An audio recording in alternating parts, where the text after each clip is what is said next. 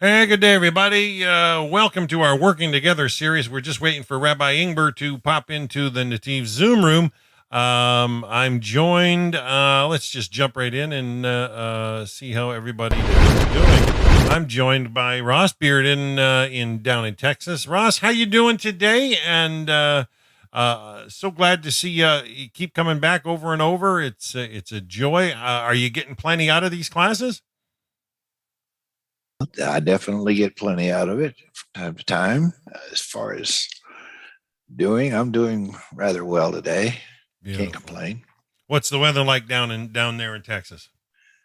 Oh, it's pretty nice. I mean, it's general. It's up in the 90s.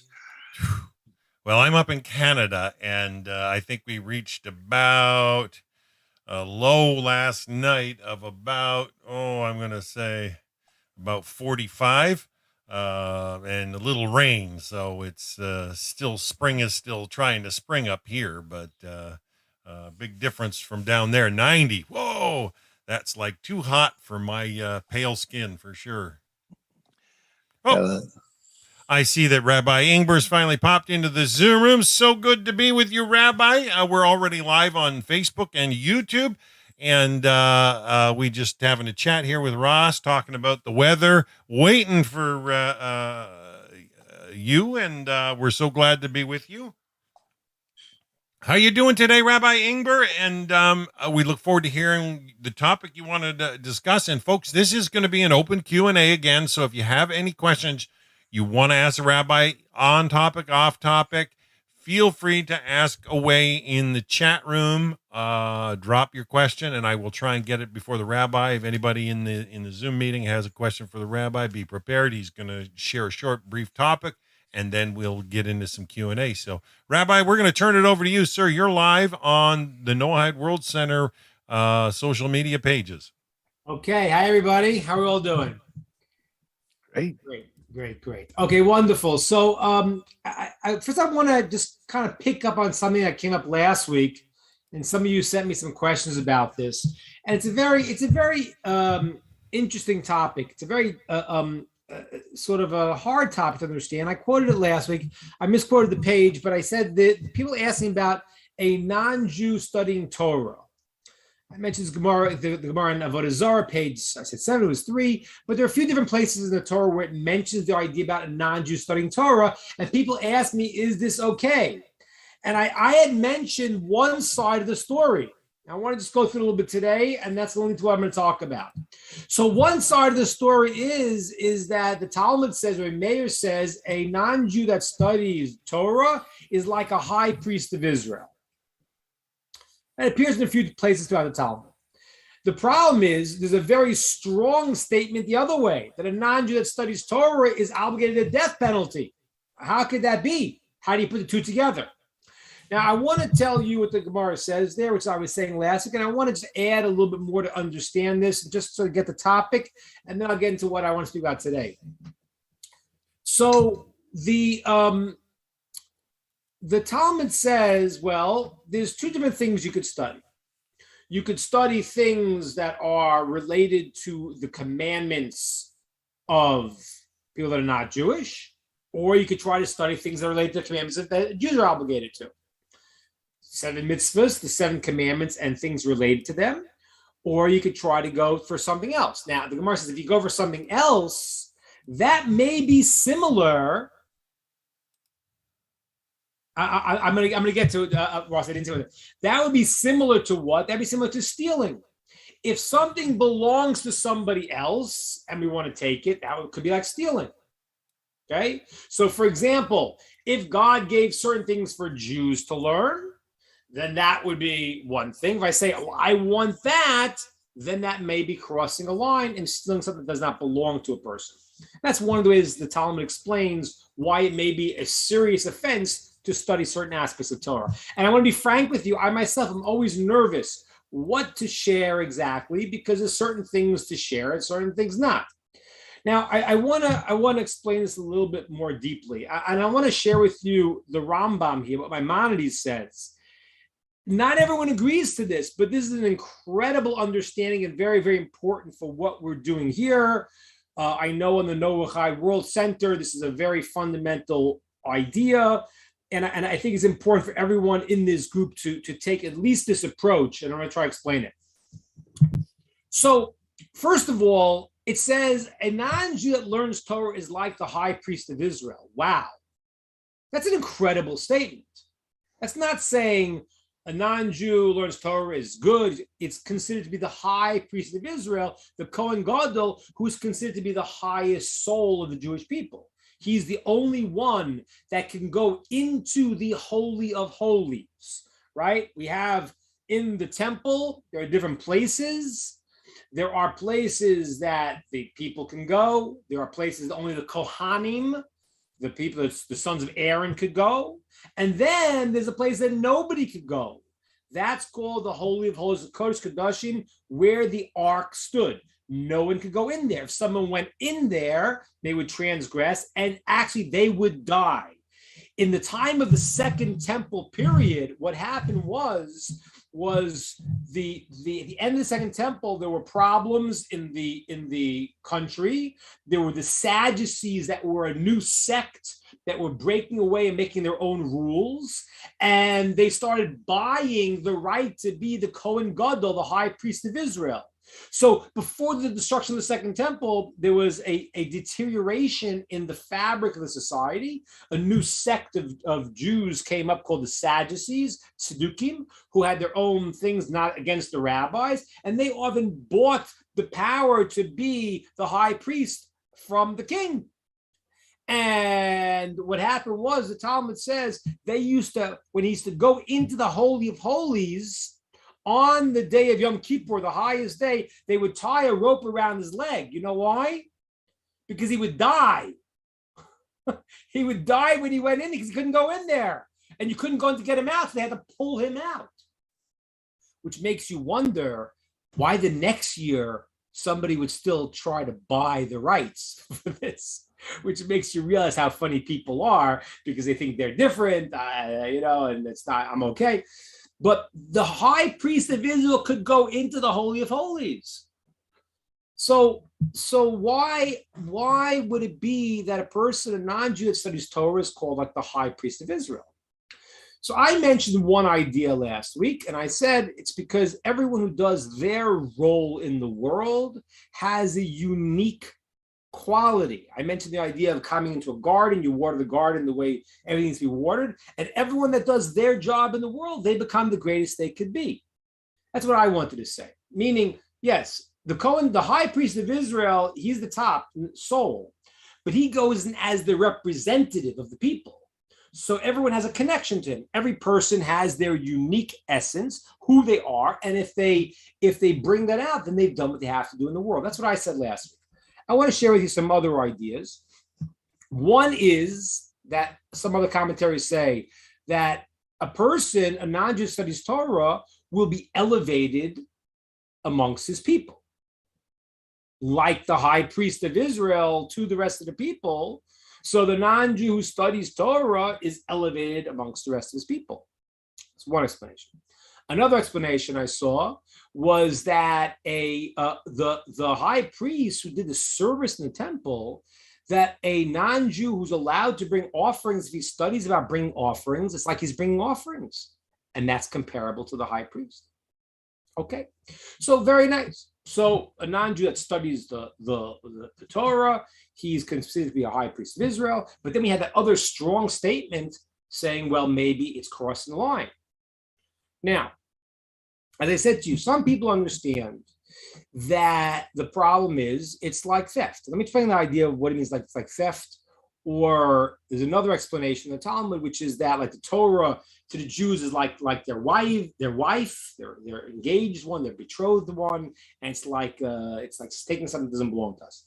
So let me explain that idea first.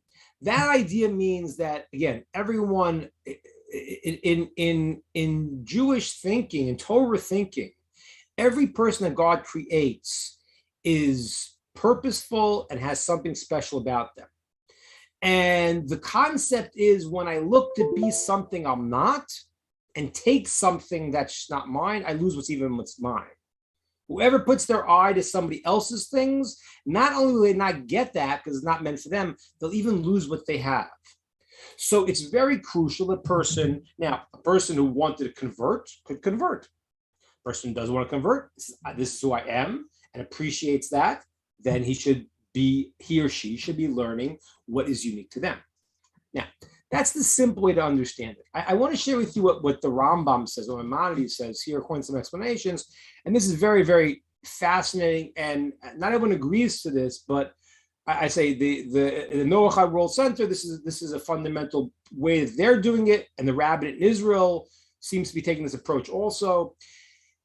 Maimonides, when he writes this law about non-Jews studying Torah, he differentiates between a non-Jew and a Noachide.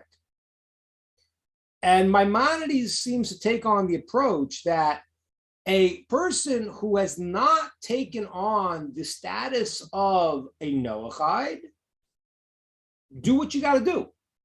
Don't expand past that. Because you first got to do what you got to do. You got to not kill, not steal. You got to do the basics.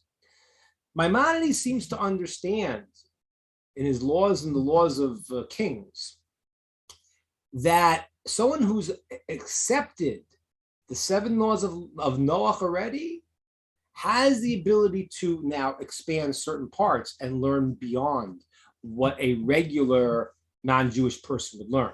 According to that, I don't know what people have done here, but there is the idea of the benefit of accepting the 7 commandments in front of a basin, in front of a court. Okay, let me explain what that is also. There's different discussions on why a person could take on the Noachide laws. And one aspect is logic. Logic. Most people that realize there can't be more than one God. They realize stealing is terrible. They realize murder is terrible. They realize it's cruel to kill and eat an animal before it's dead. So there's certain logic to the moral code that a person has to do, the basic minimum logic. So that's good. But it's a much higher level when a person goes and accepts that this was commanded not only to Adam and to Noah, but it was also then commanded by God to Moses, to Moshe, to teach this as an obligation. And when someone accepts that, it's another higher level, different opinions exactly what, but it's a higher level of acceptance of this a covenant that God made with Noah. I got to say the blessing today. I hadn't seen a rainbow in a long time, and today was a rainbow. And there's the blessing we make when we see a rainbow. Zochar Bris, God remembers the covenant. So I got to say that blessing today. So a person who goes and accepts the 7 Noachide laws in front of a court of 3 rabbis, that would constitute a certain other level of commitment that has a different status. Different things, according to some, can maybe even reside in the land of Israel. Some, according to some, it's reside in the land of Israel in the times where we count the Yovel, we count the 50 years again.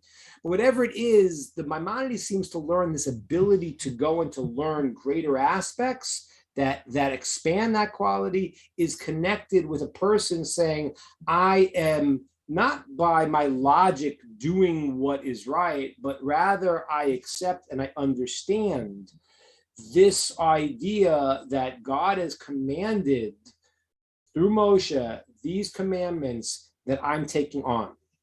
So I think it behooves us to consider that. If people have not done this and it's not been set up to accept it, it's certainly obviously a big thing. All right, I'm going to get to my topic today in a moment. I'm going to actually open this up to questions on this for a moment because this is a pretty important topic. And I to be frankly, I always think about it. Like I say, there's certain things when you start to speak in Torah, I want to make sure I'm always saying things that are relevant to every person here and not things that are not. On the other hand, I understand many of us are, at this point, would call ourselves Noachides, who understand, have a certain other relationship. And according to the Rambam, that would entitle us to a deeper and further understanding. So let me open up to questions, thoughts about what I said so far, and then I'm going to talk about my topic for today.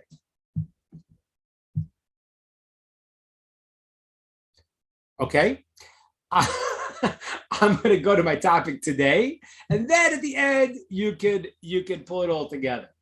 So my topic today is like this. Now, one of the other things, and this is Sandy asked a few weeks ago. So we have in the Noahide obligations, the 7 laws of Noah, but we also have an expanded aspect that all commandments that are understood to be sichlius, commandments that make sense, that go for the betterment of the world, and Noahide, even if not obligated, should do them as the right thing to do, and maybe even be obligated to certain logical commandments. One of those commandments I want to discuss is something that came up a couple weeks ago in the parasha, the idea of not taking revenge. I want to explain this idea because it is a fascinating concept, because it runs contrary, like everything, to secular beliefs. All right? I remember years ago I had a friend of mine who came, and the guy, he wasn't an observant Jewish guy, but he came and he started telling me bad things about someone. I said, I don't want to hear it. I don't want to hear bad things about people. And he looked at me incredulously and said, I don't understand. The whole system is based on that. What is news? What is journalism? It's all based on what bad stuff you can say about people want to read. And it's completely counter to the way the world should be. So revenge and bearing a grudge, in a certain sense, go against a very fundamental belief in the world today. So let's go. What does it mean to take revenge? Take revenge means the following. I come to you and I say, can I borrow a cup of sugar? And you say, no. Okay. Next week you come to me and you say, hey, can I borrow a bag of tea? And I say, no. Well, why did I say no? If I said no because you didn't give me the cup of sugar, I have just taken revenge. Okay. Now, let's say the story is a little different. I asked you for a cup of sugar and you said no. You came to me and said, can I have a cup of tea or a bag of tea? And I said, yes, you can have it, because I'm not like you. I'm nice. You're not. Now, what would we think that is? We'd think, okay, well, that's basically, you're a good person. The other person's not. You're a good person, and you gave it, and they wouldn't give you. You gave them. That is, in the Torah, that is called bearing a grudge. It's called Netiv. Okay? It's something you shouldn't do. Now, wait, it's a little hard to understand. Wait a minute. How can I bear a grudge? Person did something bad to me. It's almost natural. It's like, it seems to be a high level to get above my revenge component and say, I'm going to give it to you, but I still bear the grudge that you didn't give it to me. How do we understand the idea of not bearing a grudge? How do you do it? It's normal. It's like almost impossible. It's natural. You gave me something, and you didn't give me something, and I did give you something, but I feel bad you didn't give it to me. How do you do this in your head? It's too hard. So I want to explain this idea according to some of the commentaries. A very beautiful and deep idea. First, let me qualify just around there. If you don't have the thing to share, you don't have to share it because you don't have it. Okay. If you feel you are in a relationship that people are taking advantage of you, that's also maybe different, because you have to figure out how to deal with the situation. There is another commandment. A person is not supposed to hold hate in their heart, but you're supposed to go and tell the person who wronged you they did the wrong thing. I live in the South, and I'm originally from New York. So when I got to the South, I didn't know what the word bless your heart meant. I didn't know. When people said bless your heart, I thought they were saying something nice to me. I didn't realize it means drop dead. I didn't know, So like the person's like, oh, that other person blessed their heart. And I was like, What do you mean, bless their heart? And then I was told that means in Southern talk, that means, yeah, they're not so good, but bless their heart. Now, you may think that that's maybe better than the other approaches, which yell and scream at them, but in a certain way, it's also lacking, because you may be holding on to a lot of stuff and a lot of hatred that you're not saying to the person, you're just smiling at them. That's not good. A person needs to know then how to deal with the interaction with people. And one interaction now is that if you did something wrong against me, I don't want to hate you, and it's not proper to hold it inside. I have to find a constructive way to share with you. Very difficult, though. Very difficult, because as you know, if a person doesn't feel that you love them and you tell them they did something wrong, what are they going to say?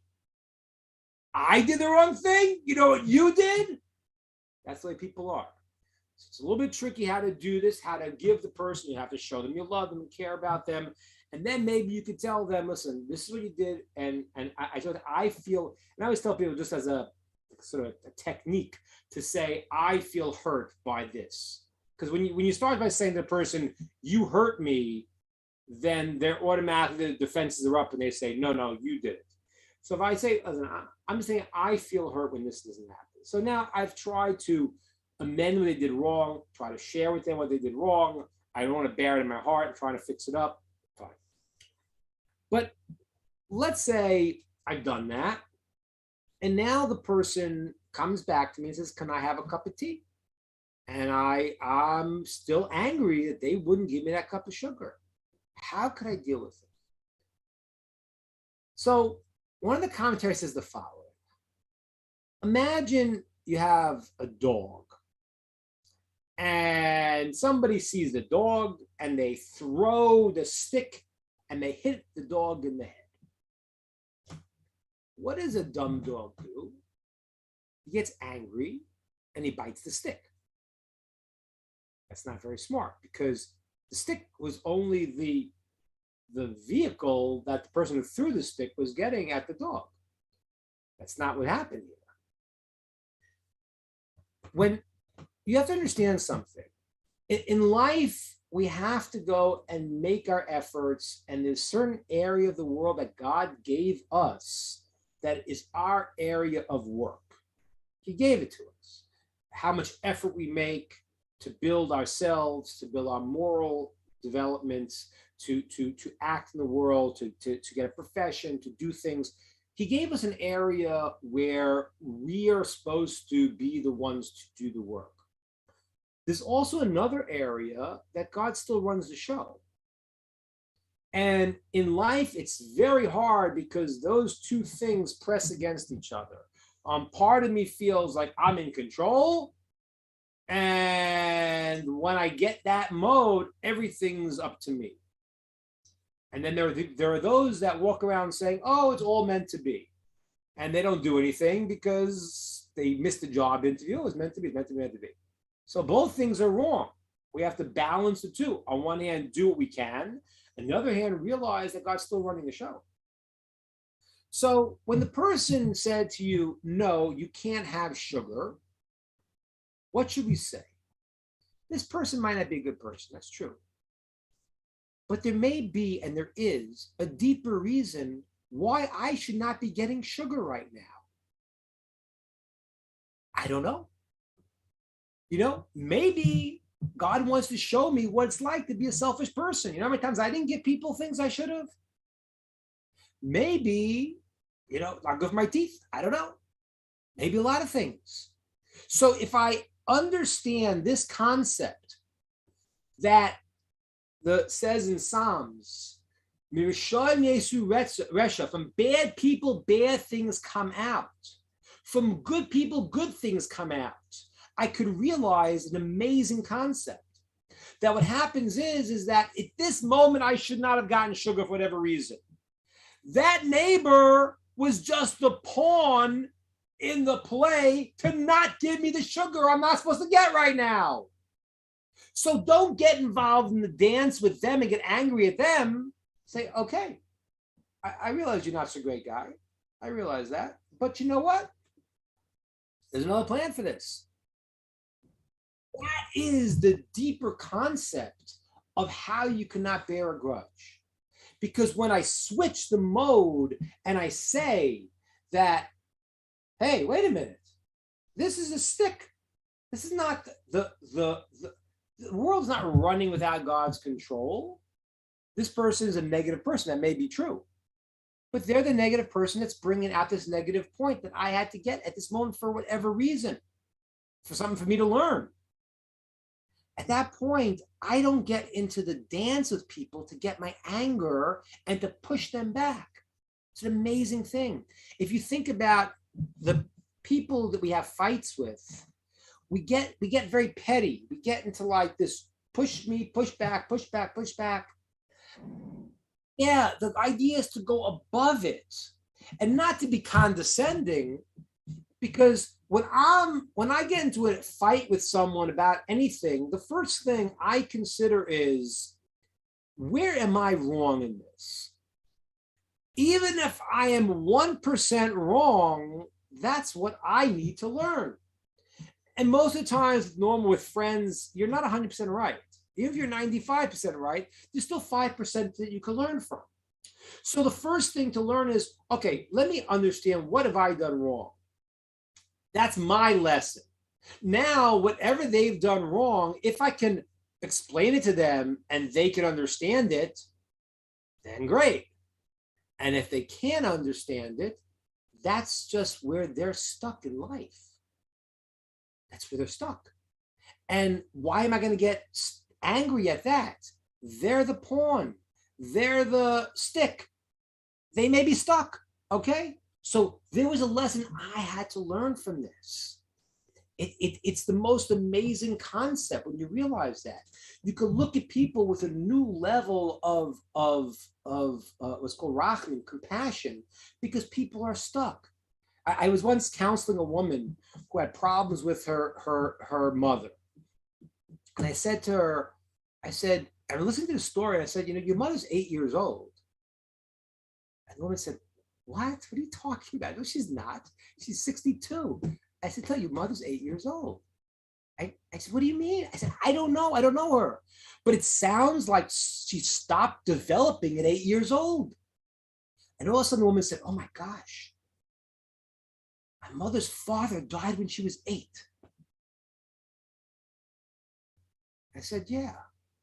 Now, you can't imagine that because you see this older person yelling at you and you're stuck in this dance and you don't realize that they're stuck in their own things. They feel abandoned, they feel hurt, they feel stepped upon, all the things that they feel coming out on you, but you think you're talking to a 62-year-old when you're talking to a person who's stuck in a certain area in life. And that's a whole new way to see things. So the ability not to bear a grudge is a whole new way to understand interactions with human beings. Everyone has their shortcomings. I do, you do, everybody does. But you know what the trick is? The trick is to say, if it's just that this guy can ruin my life and not ruin my life, and there's no control, and this is a random world, then yeah, I get angry. But when I realize the world's not at random, God's running the show here. And there's a reason why I didn't get the sugar right now. Yes, he may be a bad messenger, maybe, but that's where he's stuck. What does it have to do with me? God's not going to let something happen to me that can't happen. This is the lesson that Joseph tells the brothers. If you look, it's an amazing thing.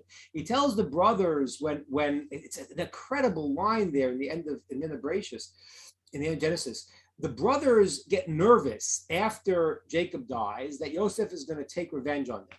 So they say, listen, your father said, forgive the sins of the brothers. He says, you understand, you thought bad, but God thought good. You had a bad intention, but God had a good intention to save the world. I became the viceroy of Egypt. I saved the whole world. And I was thinking to myself, it's not very comforting, A guy comes to you, does something bad to you, and you would say, nah, you weren't so bad, Joseph didn't say that. He said, you thought it for bad, but God thought it for good. What kind of statement was that? What Joseph was saying to them was that it's not a question, you don't run the world. Okay, maybe you had bad intentions. That's your problem, not my problem. as they say in pop psychology, I don't own this problem. That's your problem. You had bad intentions. Okay. But God's running the show. And that is the only ability to not bear a grudge, to see the broader picture. I gave this class once, it's part of a bigger class. I gave this class one time, and I had a student who told me this amazing story.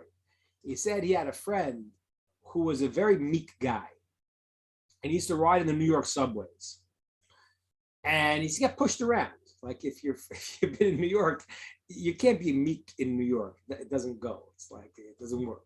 So he's getting pushed on something every day. He just gets shoved and knocked over.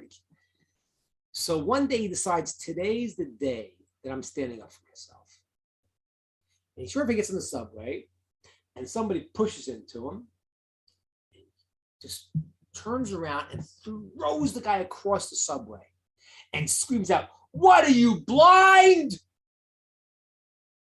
And he looks and he sees the guy is blind. That's the point. Before getting angry about it, people are blind.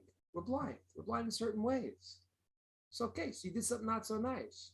But do you believe that he could control your life and give you something that God doesn't want to happen? At that point, you've taken too much power for ourselves.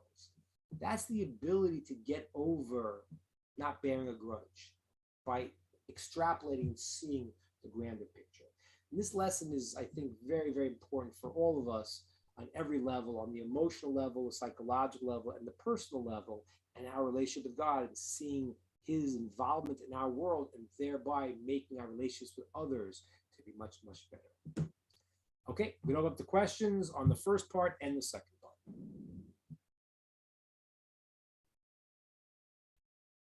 Oh, yeah. Sorry. How's it now? Okay. All right. Questions, thoughts, ideas on the first one.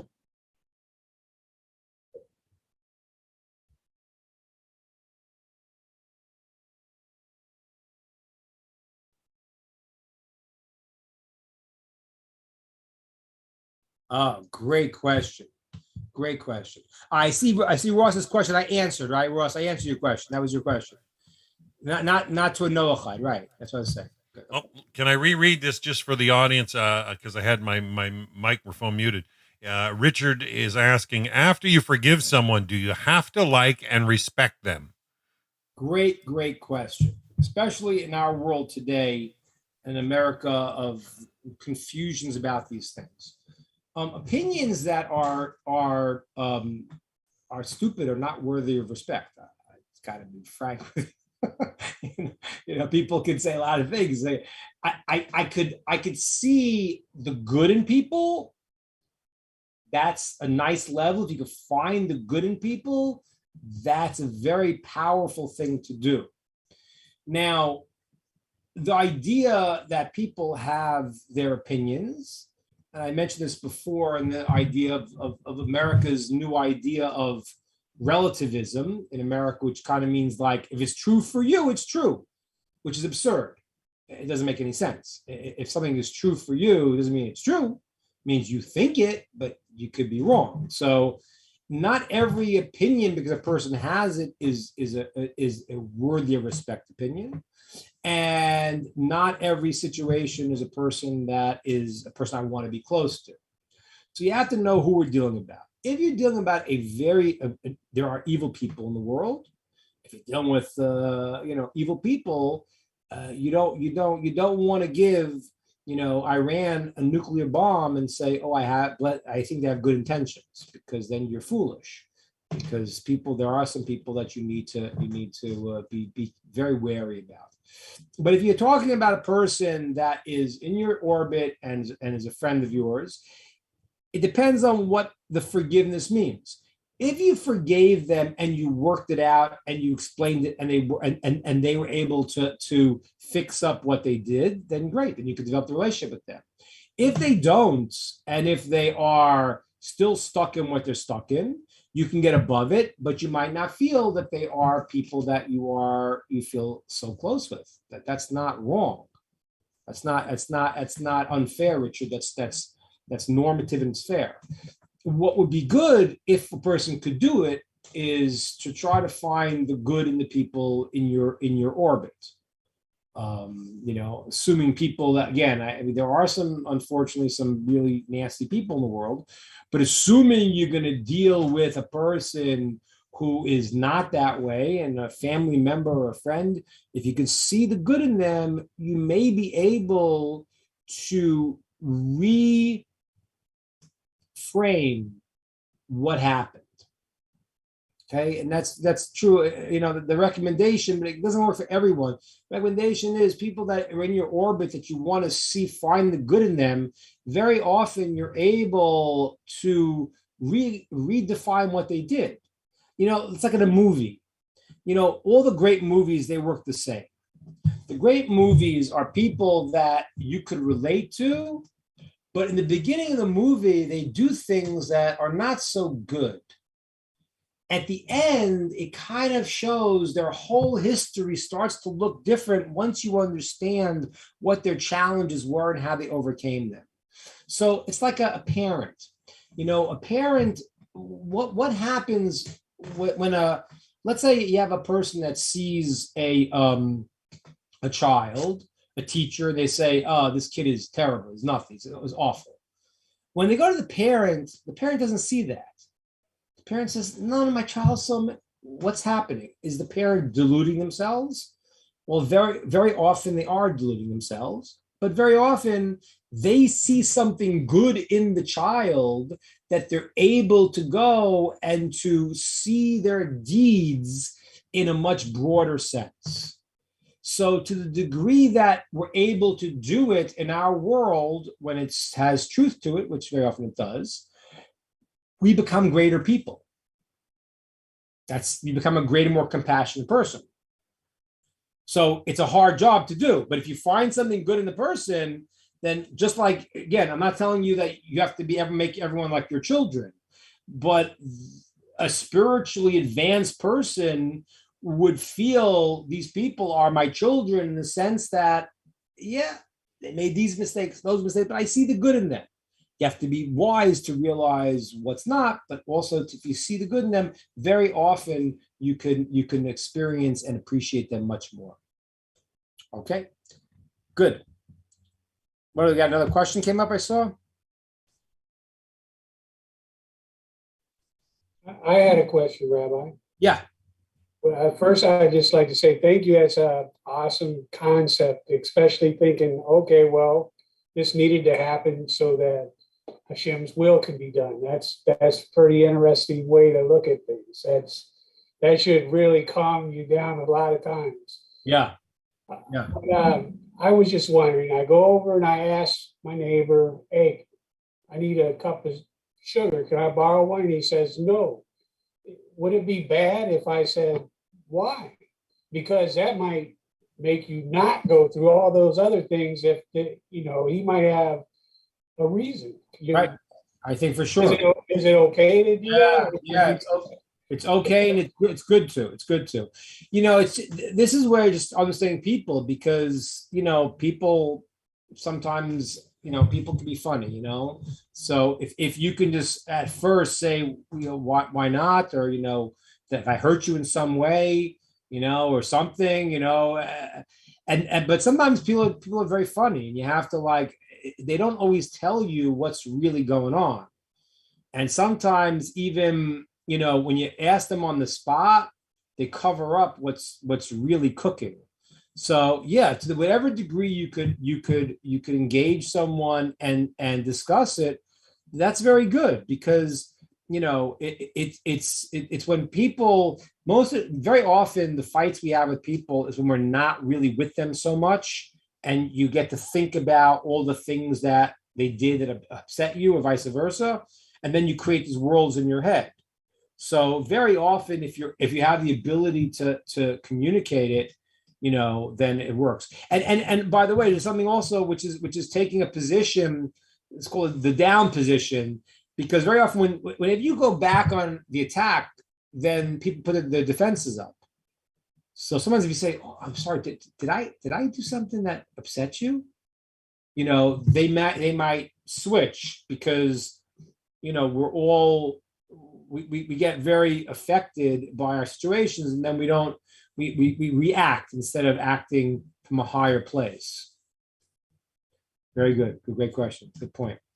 Jacob put a note that I read before, which is that all these things we said, all these commandments are what's called an extension of the commandment of do not murder. That is true, because murder is the ultimate breakdown in human relations. It's the ultimate breakdown of that. That's the place where I don't see a person as a person. There's no way a person could do such an act unless they've come to the state where they don't see a human being and understand what another human being is. So Jacob, it's a great point. It's true, and it's a logical thing. Now Jacob also mentioned the idea of love your neighbor like yourself. Now, that's a very hard commandment, So love your neighbor like yourself. If we read it literally, so what that's going to mean is, I go over to Elon Musk and I say, listen, Elon, love your neighbor like yourself. You have $500 billion. So give me 250 billion of them and we'll call it even. And it doesn't work that way. Wait, love you like, what do you mean like yourself? So the first level of what that means is like this. Love you like yourself. There's a lot of levels to it, but the first level, you have to understand like this. Many people like the idea that I have one step over somebody else. This guy's smart. I'm just a little smarter. They have money. I just have a little more. People, when they do that, when they gauge themselves by being superior to others, that is called a lowly trait. That's really it's like a fly that goes to the dirt. It's getting your loftiness by knocking someone else down. That's what we have to remove. So the first level, love your neighbor like yourself, doesn't mean you have to give him half your money, but it means that just like I want good for me, I want the same good for you. Why not? Why wouldn't I? The only reason I wouldn't is because if I have a part of me that wants to be lording over somebody else.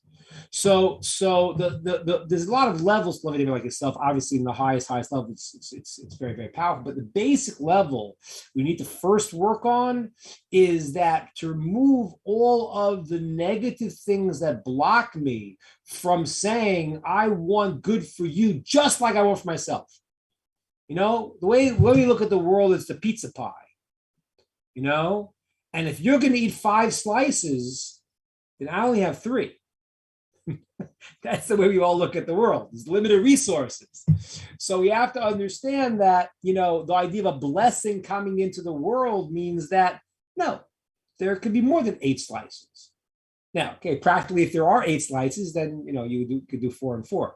But I'm saying the idea that I want I want good for me, I want good for you, and I don't need to be lording over you. That is the fundamental concept of loving like yourself. There's higher levels too, but I need to give you the basic one, because when we talk about things that are so lofty we can't get them, so then what am I doing? So the first thing to really love other people is to think I don't need to be above. I don't need to lord over. I don't need to rule over. I want you to have good, just like I want to have good. All right, great. Other questions, comments, ideas?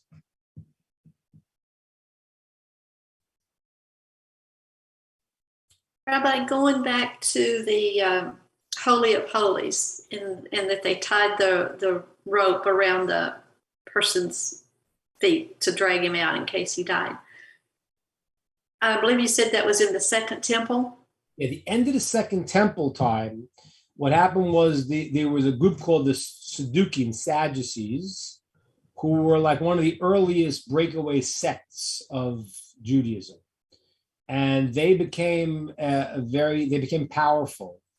They were a wealthy sect that became powerful there, and they started pushing things against what the Torah was saying. And there was a period of time before the end of the Second Temple where they got into a lot of powerful positions. Yeah. So even though the ark was not in the Second Temple, it still was restricted as to who could go into the Holy of Holies, even though the ark was not in there. That's right. That's right. Yeah. What Sandy's referring to is in the Second Temple, the ark was hidden. The ark was hidden before the destruction of the First Temple. It was hidden by the king Yoshiao Melech, King Yoshiao. He hid the ark. And so we didn't have the Second Temple. We didn't have the ark in the Second Temple. There's discussions and Raise the Lost Ark, the old movie, where is the ark and this and that, and the Talmud discusses it, but the ark is essentially has been hidden in the underneath the temple area. It's been hidden. Solomon made a labyrinth of areas hidden there, and no one's going to get it until it's be ready to be revealed. It's not something that Harrison Ford can find if he looks for it. So the ark was hidden specifically, and it was not there in the Second Temple in the Holy of Holies. However, that spot is still the spot. That's the spot where Abraham brought Isaac as an offering. That's called the spot where the world emanates from. That is the center point of the holiest spot in the world. And that's why today, even, Jews can't go up because, there's a lot of discussion amongst the different rabbis today if they know where to go, because there's certain places that you can't go up to in the Temple Mount. Certain places that you can, people have to go to the mikveh before, have to purify themselves, but we don't have the ashes of the red heifers. Certain places we can't go. Many rabbis say people should not go up there at all. Some rabbis say they know where to go and how to go, but that spot, the Holy of Holies, no one could ever go there except for the high priest on the day of Yom Kippur. Whether it was the first temple when the ark was there or the second temple once it was already hidden, that spot is still the holy spot in the world, and only the representative, the high priest of Israel, on that holiest day in that holiest spot is able to go. Yeah. Thank you. Yeah, it's fascinating things. Fascinating things. All right, what else we got? We have time for a few more questions. What thoughts, ideas, comments? Rabbi? Yeah. So I'm pretty new to no-hidism, no-hide. Yeah. And I'm trying to put things in a good perspective so I understand. And so here you are, you're a rabbi today. I get to ask you. Good. So what I'm understanding is here were all the nations. Then Israel got picked to be a set-apart holy nation.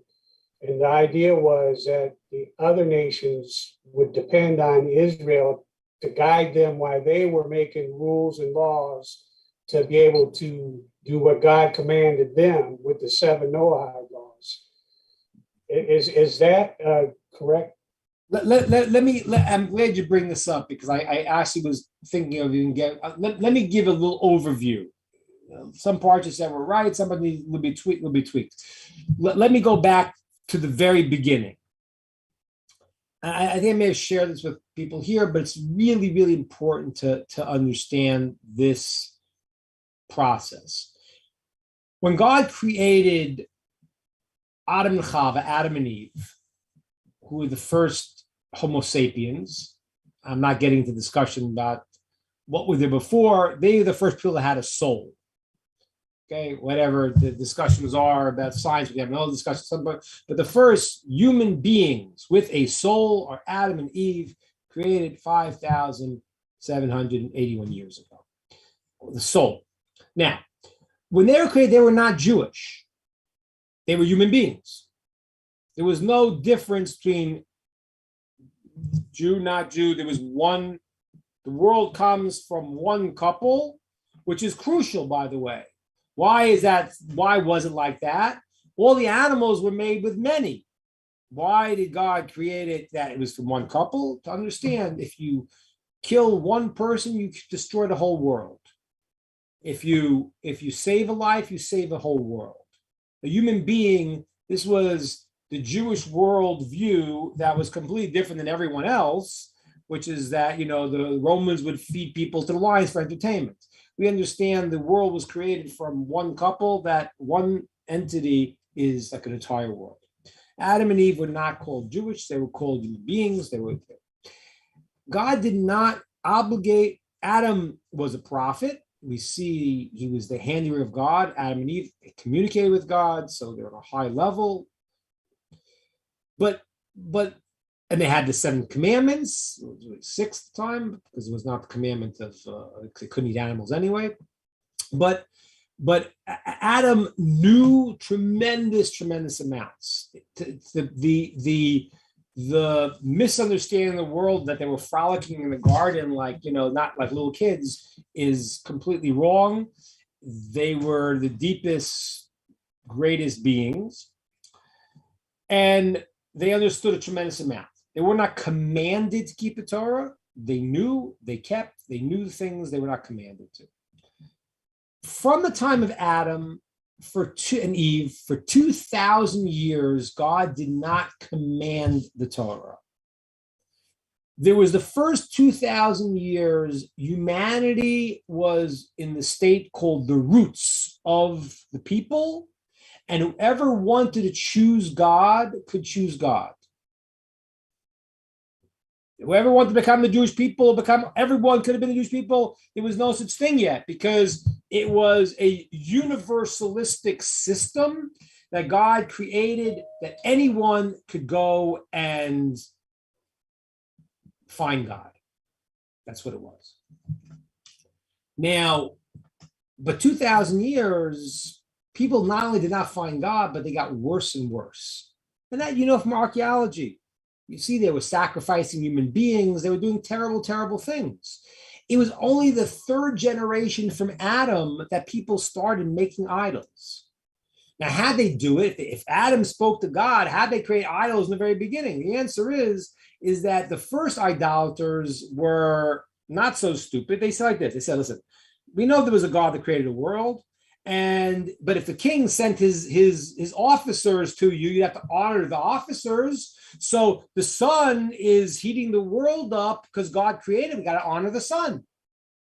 So they went to honor the sun, and that was the beginning of idolatry. Soon they forgot about God and they started worshiping the powers that God created. That's only 3 generations into the creation of the world. That's already in the generation of Enosh. So the people are getting worse and worse and worse. 2,000 years, and it's very, very bad. Close to the 2,000 years, there's a person born named Abraham. Abraham is a person who finds God. And that's the deeper understanding. It wasn't that God chose Abraham once, is that Abraham chose God. His father was an idolater. Abraham was called the great thinker. He said, wait a minute, the sun can't be God because the sun goes down. The moon can't be God because the moon is not there in the morning. So he realized, when he thought about the world, he thought that there has to be a creator of the universe. And he was the first one now to reinstitute monotheism. Abraham started teaching Jews and started teaching everybody. There was no Jews and not Jews, started teaching everybody. And he started making a whole movement. And he really, in one sense, is the most successful revolution ever. Because most people today believe in one God because Abraham. But that's not the case in terms of most people didn't accept it. Abraham had students, he had followers. They sort of disappeared over time. Then he had a son, Yitzchak, Isaac, and then Jacob, and then Jacob became the 12 tribes. Now, at the point where Abraham chose God, God said, okay, I am now going to let you and your descendants be the emissaries that have to take care of the work of the world. Everyone else will do the basic commandments, the 7 Noahide laws that I first told to Noah, to Adam, and restated to Noah. These are the laws of morality. But Abraham, you chose to take on the full job. I'm going to give it to you and your descendants. Then what happened was when that is the first 2,000 years of history. Abraham is born in the year 1948 to the creation of the world. So it's a 2,000-year cycle. The time he's 52, that's when the world starts to change. And it moves into now the next 2,000 years, which was called the time of Torah. The next 2,000 years, what happened was now God says, I created a nation. I'm going to give them the Torah to keep. Everyone else should do the 7 Noahide laws. At that time, God made available to everyone in the world to accept the Torah also. How did he get it to them to make it available? Different opinions. There were some prophets at the time of the nations. There's one called Bilam. There were some spiritual leaders, and some people say that God appeared to them. But the nations of the world did not want the Torah. So God said, I'm giving it only to the Jewish people. Now, at that point, begins the 2,000-year period where the Jews got the Torah. They were in the land of Israel. There was a temple. At that point, when God gave a Torah to the Jews, he said like this, again, if somebody is born Jewish, they are now obligated to keep the Torah. If they are not, they have two options. They can graft into Abraham's tree, or they can keep the 7 laws of Noah that were from the very beginning of time and be considered a righteous non-Jew and have a portion of the world to come and considered a righteous person. That is the entire system. So from then, the 2,000 years we had 2,000 years, including times in the temple, things. Then in the last 2,000 years have been very difficult for the Jewish people. That's been a time of exile. And that's the last 2,000 years that we talk about, which I've mentioned before. We're now in the year 5,781. We're now in the year of getting close to 6,000. The last 2,000 years were potentially the coming of the Mashiach and the world's being rectified. Or if we don't merit, we still go through all these hassles, which we are going through these hassles.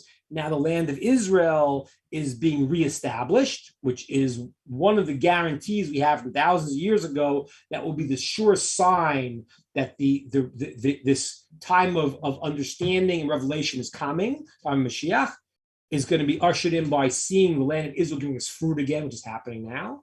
And now what's happening is that nations of the world who for a couple thousand years have been, killing the Jews, now many people are asking, wait a minute, what does God want from us? So the 7 Noahide laws have always been, that was Adam, God commanded to Adam and to Eve and to Noah. Abraham was chosen because he chose God. In 2000 years when no one else did.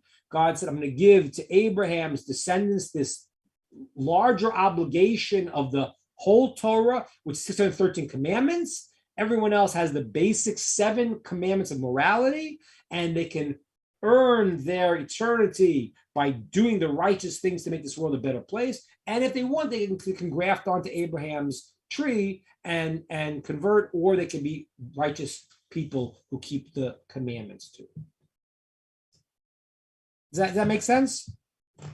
It does. I thank you very much for that explanation. Because I think I was looking at it with a different perspective. The nations understand the 7 laws. And so one of the requirements there is to make rules and laws that coincide with those principles.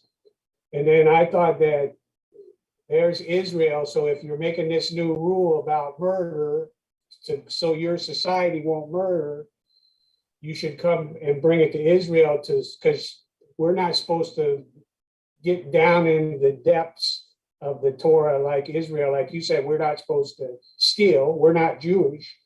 And they would like review it or look at it and then say, okay, that is good or no, because this would interfere with this, this little piece right here, you need to revise it somehow. Or my suggestion would be, I was looking at it like that, like, Right. No, I understand. I'm really happy you brought this up because, and not only that, I had to add one more piece, which is what I mentioned earlier, which is that when God gave the Torah to the Jewish people, he also commanded Moses the 7 laws now to be commanded to the nations again, which means that that's the reason why the Jewish people have all the texts that go through 7 Noachide laws also. But we have that going back to the beginning of time. We have that from Moshe, and that's why it's brought in the Talmud. It's learned out from the verses in the Torah itself. So the Jewish people have an obligation to teach that because, and this is a very fascinating thing. It's so fascinating because there's a commandment in the Bible that says Jews need to be a light unto nations. But the Jews haven't been doing that so much. They haven't been teaching so much of the past 2,000 years. Why not? And the answer is because the last 2,000 years of history have been kind of rough. People have been killing the Jews instead of asking, hey, what does God want from us? That hasn't been the approach. In the beginning of the Roman Empire, it's funny because the Roman Empire saw the most conversions that we had seen because the dichotomy when Rome was rising up and was a cruel place, they saw the Jews who didn't fit in and a lot of people were converting. When Christianity came along, it sort of said, okay, you could have some morality, but a watered down version of it and this and this and this. And that became the direction that a lot of the world moved into, as opposed to what, could have and should have happened was if the Roman Empire, someone would have converted, someone would have said, okay, guide us. What are these 7 laws? So the Jews haven't been teaching them so much for a long time because they've been being persecuted for the past 2,000 years, instead of people saying, hey, teach us what it is that God says to be light to nations. What does that mean? What are you supposed to do? And that's really what I'm doing here, and why I'm doing it is because I feel that the time is now here that people throughout the world are saying, what is real? What is true? People have come to a place where they're out of the dogmas of all these things, and they say, wait, this doesn't make sense. That doesn't make sense. What makes sense? What does God want from me? And especially in our society right now, the society is going bonkers. I mean, the society in America is more confused than I've ever seen it. People don't know what they are. They don't know anything. So for people now to look and say, those who are thinking say, what is the truth? What am I supposed to do? How do I live a righteous life? How do I do what I'm here for? Who knows this? And I say, it's not me. I'm only a conduit to say what the Torah says. If I don't know, I don't know everything. I don't. But I have the source that knows everything. I have a Torah. So I could go find it. I could go ask a rabbi who does know that, because it's all there. God gave us the information and gave it to us, and we want to share it that people could do what they should do to be able to live their lives properly. We're depending on you for that. I mean, us now, I think, that are really trying to understand this, and it's untwisting a lot of knowledge we might have learned the wrong way. And and this is it's just so comfortable. Yeah. It just makes sense. So it's so on Israel for that. But you led into another point that I was wanting to ask you. So here we are, especially us, the people here right now, we're listening. We're trying to learn, and we want to do things the right way. We don't want to, steal from Israel or anything like that. We want to do it right. So what I'm trying to think is, should we be like thinking about a community of people that are trying to get this? And if that is, shouldn't we be thinking about like trying to maybe be around where there's Jewish people in their synagogue or so that what are we supposed to do? We're not commanded to keep Sabbath, but a lot of us, until we understood that concept, we're keeping Sabbath because we thought that was the right thing to do. But you don't ever think about, well, that was for Israel, not you. You know what I mean? That's like a whole new thing, right? Concept, okay? So Yeah. we can't start a new religion, so we shouldn't be building places for us to meet, right? So I mean, how do we think about that? How do we work that? I think it's a great question, and I really think that I think in a certain sense we're almost in uncharted territory in a certain sense, because like I said, the world has changed. Where like even when I was a kid, would I go and share what Torah says? I got beaten up for being Jewish when I was a kid. I mean, I walk down the street and I decided, I was 14 years old. This guy just starts punching on me, and I was like, so I wasn't about to like share all these things. So we're in a little bit of a unique situation right now in the world.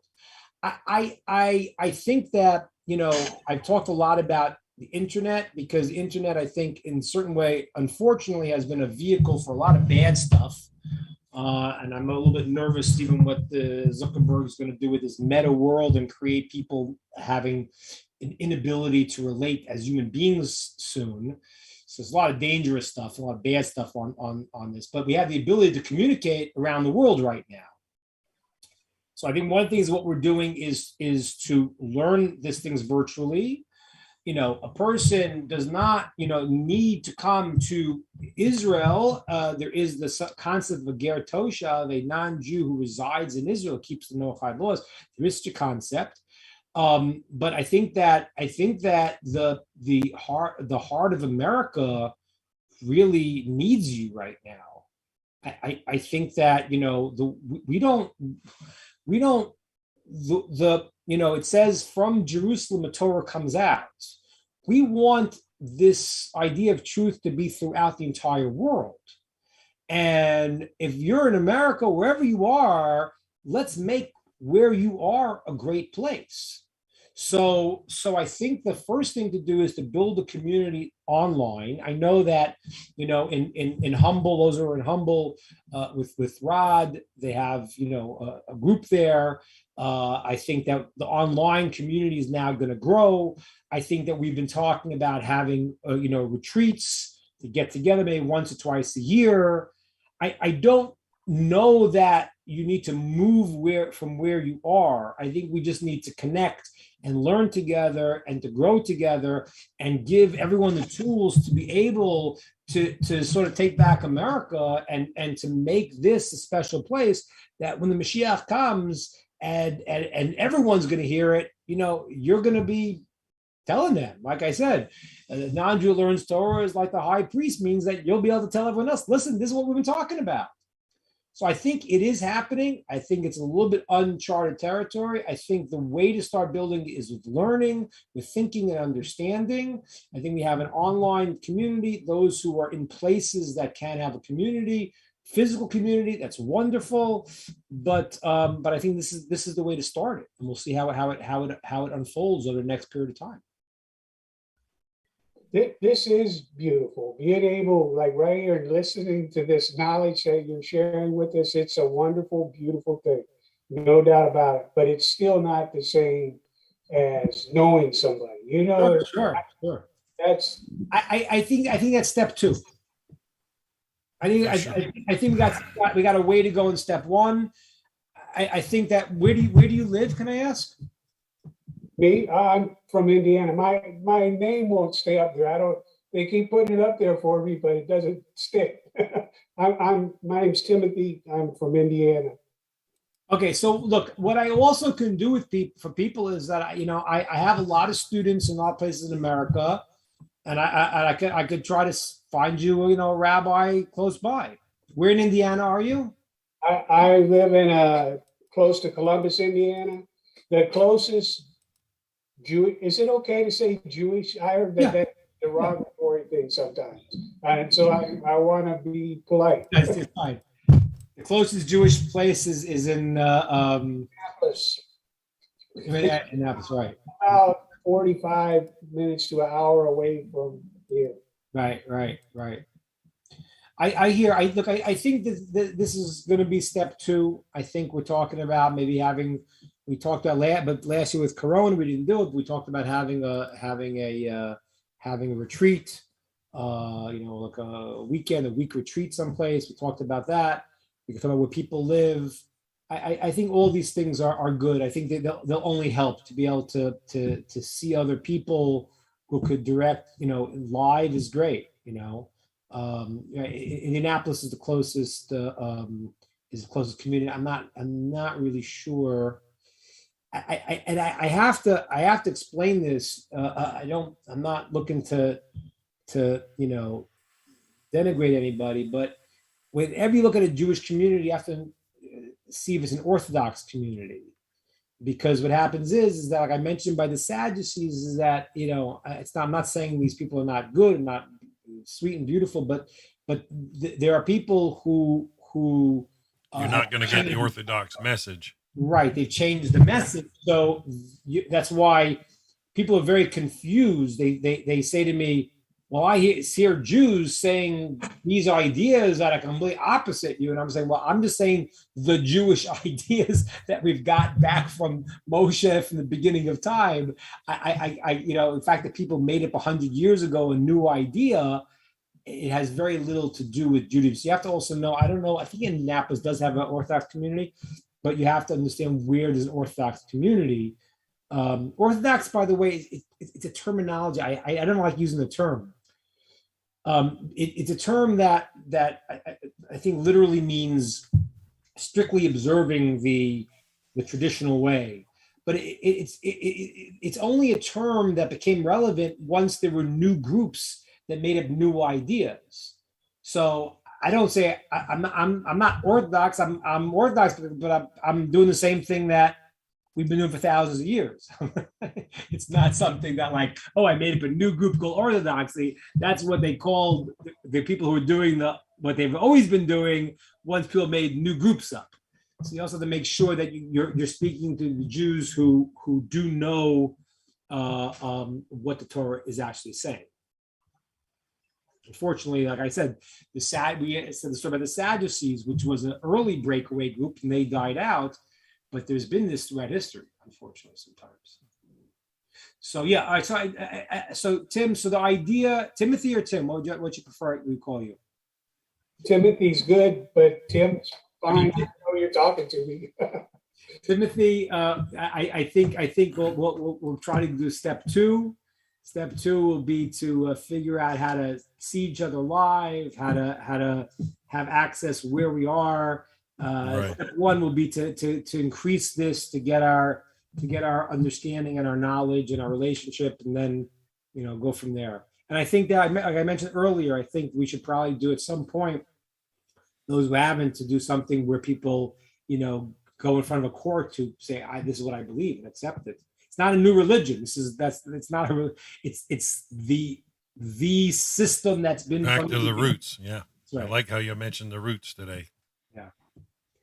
All right, guys. Thank you so much, everybody. It was great. Had a good time. Well, Rabbi, thank you so much for taking the time out of your very busy schedule. Hashem willing, are you tentatively aiming to do another one of these next week? God willing, next week we're back on. All right, God willing, we'll be back Invite next your week. Friends, so we'll expand our group. All right, so I'm going to sign out for now, and we wish you all a wonderful, wonderful week. That's been our Working Together series with our friends in the Netiv Zoom room down in Texas. Always a joy to be with them and talk Torah with a learned rabbi such as Rabbi Ingber. It's a joy to hear more and more Torah. And please, if you're going to come back next week and you've got questions and you want a rabbinical answer, we're opening this wide open so that you can ask those questions. So write it down, be prepared, come with a question, and we'll get it before the rabbi. So we'll catch you all next week, same time. Have a wonderful, wonderful week. Bye for now. Excuse me, sir. Thank you, Dan. Thank you, Rabbi. Excuse me, Rabbi. Yeah, yeah.